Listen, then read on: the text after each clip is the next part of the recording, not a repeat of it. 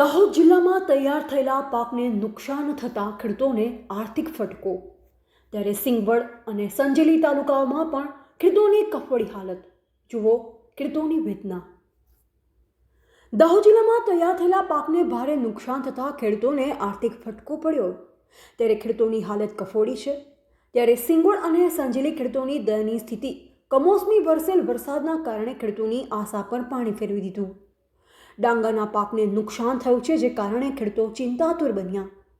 માવઠાના લીધે તૈયાર થયેલો પાક જમીનદોસ્ત થઈ ગયો।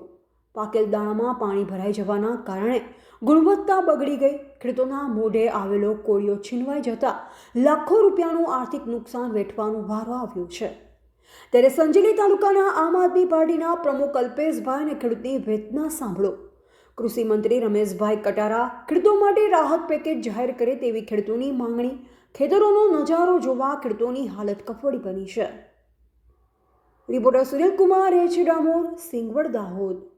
આજ રોજ અમારા આદિવાસી વિસ્તારની અંદર સંજેલી તાલુકાની અંદર અને દાહોદ જિલ્લાની અંદર ગઈકાલે મોડી રાત્રે અને વહેલી સવારે ખૂબ વરસાદ થવાથી કમોસમી વરસાદ થવાથી અમારા ડાંગરના જે ખેતરો છે એ ભરાઈ ગયા છે।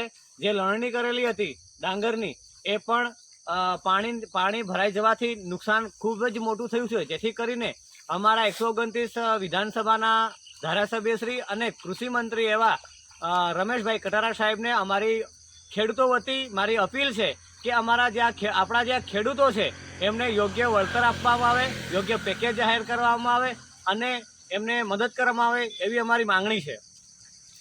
અમારે આ કમોસમી વરસાદથી અમારા ક્યારા ફૂલ ભરાઈ ગયા અને ડાંગર બી મહીથી અમે બાથે ભરીને કાઢીએ છીએ અને અમારું ખૂબ જ નુકસાન થયું છે અને અમને સહાય આલો એવી મારી વિનંતી છે।